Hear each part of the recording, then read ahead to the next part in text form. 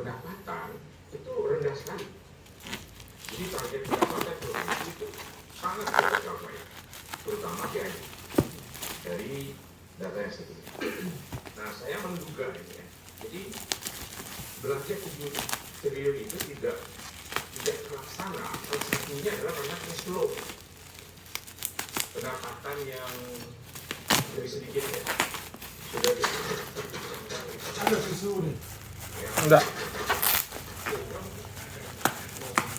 Proyek-proyek yang tidak diinginkan itu biasa dari manajemen cash manajemen yang itu tidak dipakai ke badan pengelola keuangannya yang lebih tahu kenapa misalnya kok target belanja 7 triliun ini tidak bisa direalisasikan. Target belanja ya, salah satunya mungkin karena cash tadi, karena cash flow tidak mendukung ya. Itu biasa bukan hanya di daerah, di pusat juga begitu. Kalau pusat kan bisa utang, kalau di daerah kan utang tidak bisa diubah. Kalau pusat tidak boleh jangka kan bisa ya. Nah, ini juga sudah ditargetkan kalau DNO dibiayai dengan utang dengan cara menerbitkan obligasi itu juga. Dan di daerah pembiayaan defisitnya adalah melalui SIPA tahun sebelumnya, kan begitu. APBD struktur APBD. Nah, kemudian laporan itu memang kalau kita melihat pola pertanggungjawaban, ini bukan pola belanja ya, pola pertanggungjawaban keuangan daerah itu biasanya itu Desember semua APBD masuk tuh. Ya kan? Oleh Desember semua ditagih. Dari dulu sampai sekarang baru hasil pajak itu. Itu juga kan pengajuan.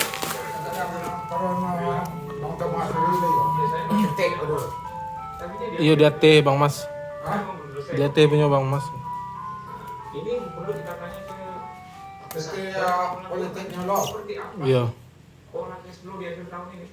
Apakah betul semuanya banyak direalisasikan di Desember sehingga tiba-tiba realisasi naik gitu ya. Jadi kan itu dugaannya.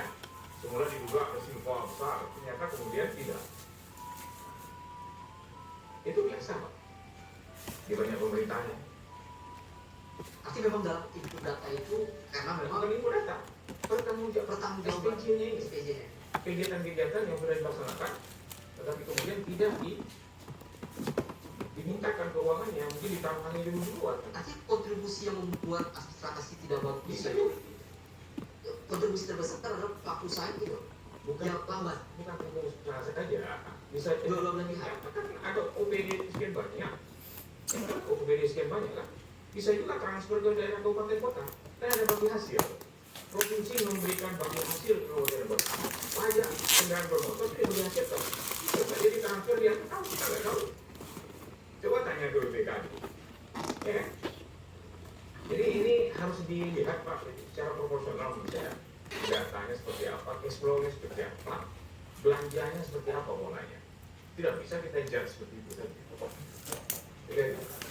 Baik, ini karena sudah tiap tahun soal administrasi yang kurang bagus atau SPJ sistem Perilaku perubahannya. mungkin belum Perilaku, juga administrasi, tapi perilaku dari OPD, perilaku dari apa namanya pengusaha juga mungkin. Penyumbang terbesar siapa kalau menurut Pak Udan itu? Perilaku tadi di OPD-nya atau Ada kebiasaan OPD Pak, OPD ya? Yang lain gitu ya? bisa juga. Tidak mengingatkan Ya perkiraannya kita tidak tahu. ya. Harus dilihat Pak. Jadi sebenarnya bisa dilihat itu cash flow. Berapa uang keluar di DPRKD di triwulan 1 berapa, triwulan 2 berapa, triwulan 3 berapa, nah terakhir itu berapa, di bulan Desember berapa. Kan pernah juga ada penelitian mengatakan perilaku pemerintahan di Indonesia ini itu di bulan Desember itu Pak realisasi bisa sampai 25% dari anggaran Pak. Bisa terjadi. Ada. Sehingga kalau 5 hari bisa melonjak 10% itu biasa aja, dia tidak kaget Ya, ya. pembayarannya semuanya di akhir tahun. Baik, kalau kita lihat udah ini kan di anggaran perubahan yang sebelumnya itu pagu APBD kita kan 6,8 juga ya. Lalu di perubahan menjadi 7,023 ya. Ada perubahan yang tinggal waktu usia paling 5 bulan ya biasanya dari disahkan itu sehingga ini pada saat melakukan RAPBD perubahan ini tidak melihat seperti itu, seperti apa potensi pendapatan kita. Mestinya dilihat. Mestinya dilihat ya, perencanaannya yang salah kalau menurut yang kurang tepat, gitu, kurang akurat. Saya nggak tahu tuh. Karena bukan Pak Udan konsultannya itu. Karena saya tidak memonitor ya. Tidak monitor Pak. Baik. Kalau dari sisi Kadin ini, bagaimana melihat ini? Kita mau melepaskan diri dulu dari dialektika tentang istilah yang digunakan. Tetapi ada yang menarik tadi sebetulnya ketika kita bicara bahwasanya ada kenyataan realisasi yang tidak tercapai. Nah, kalau kita melihat realisasi itu tidak tercapai, maka kita bisa melihat dalam dua sudut pandang. Pertama, perencanaannya bermasalah, seperti kata Pak Udan tadi, walaupun nggak berani secara langsung mengatakan, gitu ya. Atau yang kedua, kinerja dalam merealisasikannya bermasalah, gitu kan. Sehingga kita bisa lihat dua hal ini. Gitu. Kalau memang perencanaannya bermasalah, berarti apakah kompetensi orang-orang yang merencanakannya yang memang kurang? Karena tadi nggak pakai Pak Udan sebagai konsultannya mungkin kan ya. Sehingga tidak terbuatlah rencana yang benar-benar menunjukkan potensi real yang ada. Nah, kalau memang udah rencananya bermasalah, maka bagaimana merealisasikannya akan tercapai. Tapi kalau memang perencanaannya dinyatakan benar, maka berarti yang kita perlu evaluasi adalah kinerja dalam merealisasikannya.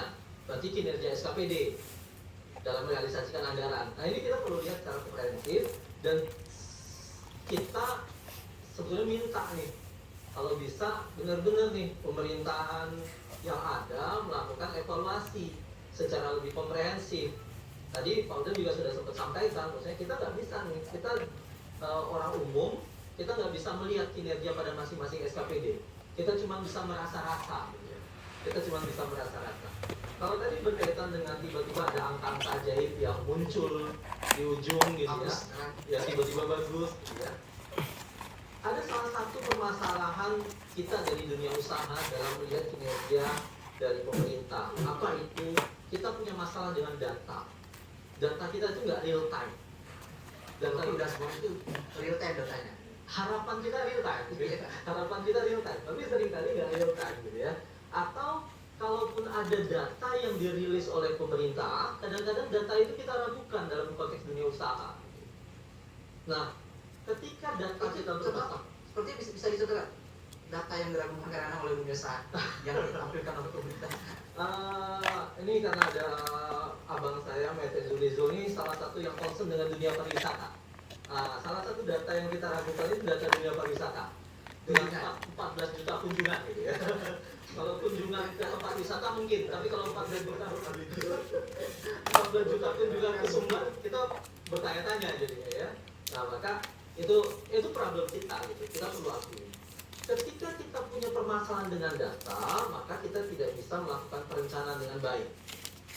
Ketika kita tidak bisa merencanakan dengan baik, ya akhirnya realisasinya juga jadinya keteteran.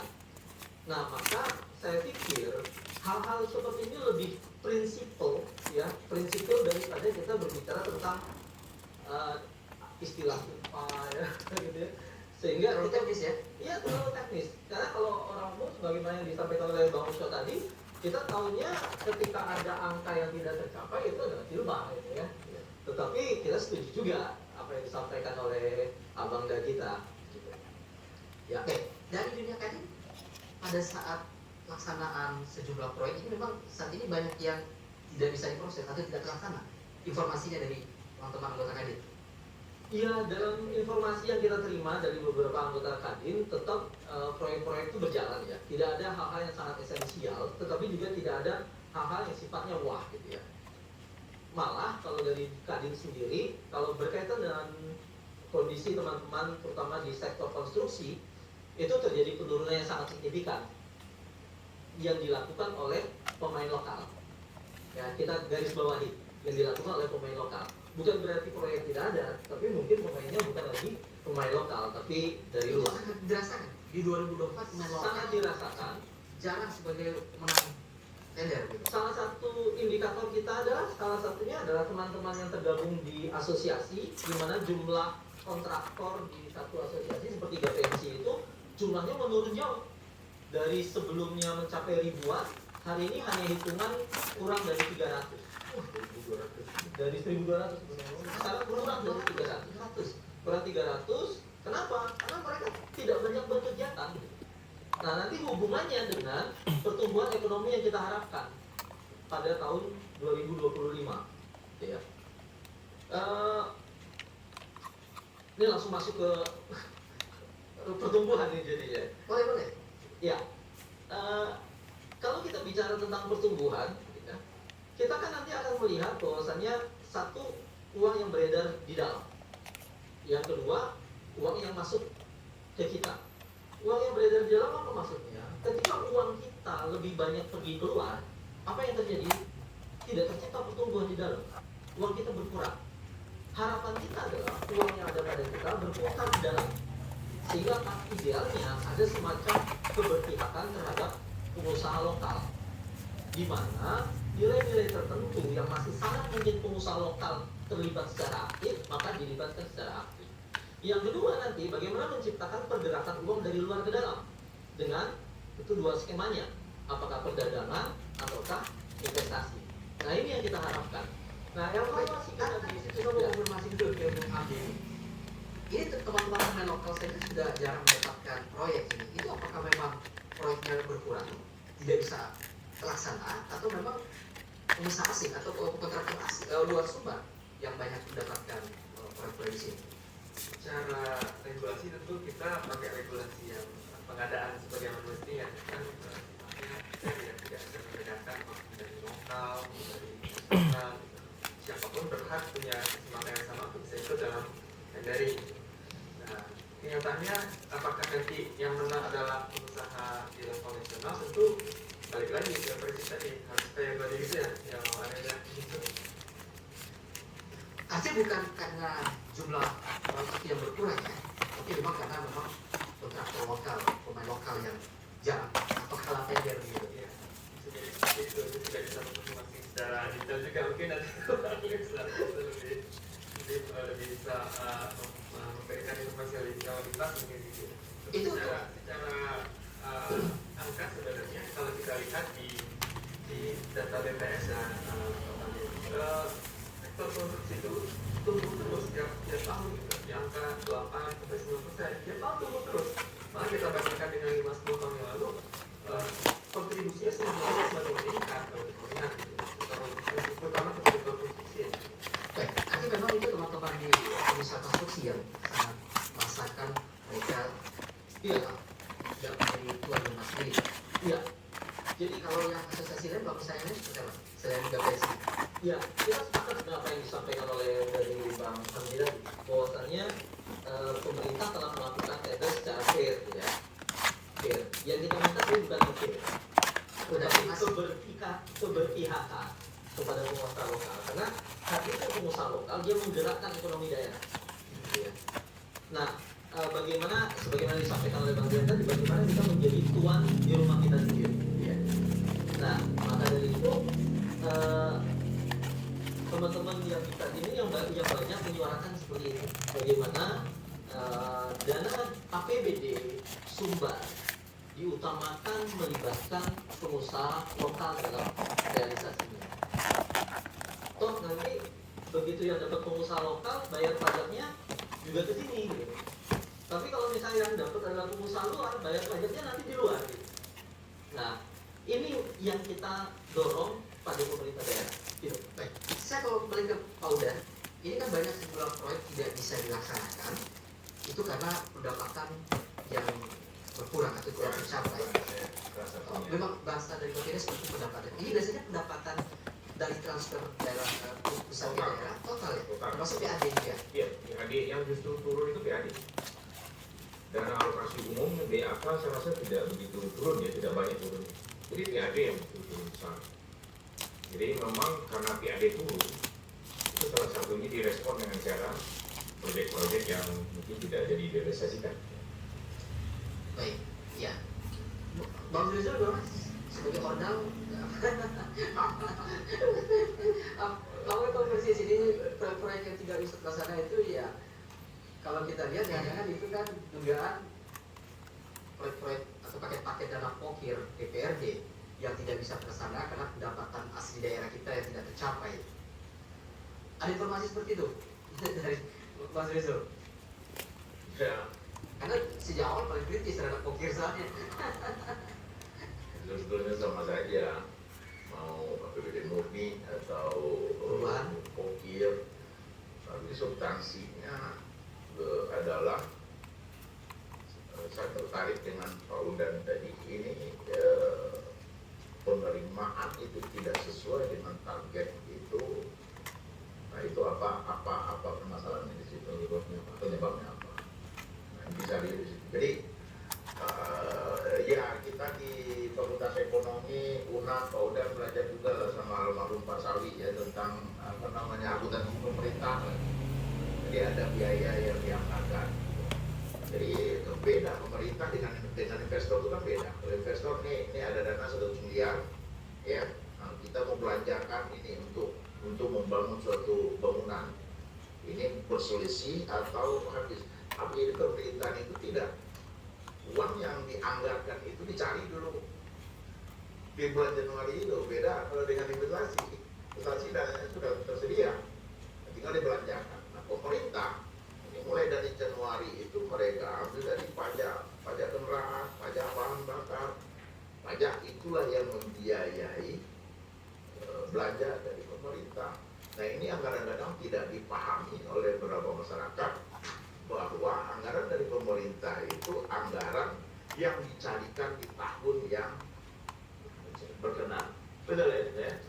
Tahun berjalan gitu. Nah, ya biasa saja ketika misalnya pembahasan dengan anggota dewan itu kita mau target anggaran triliun lah dengan apa ya dengan biasanya melihat tahun yang sebelumnya biasanya mereka biasanya kan tidak banyak berubah gitu, kan, ya.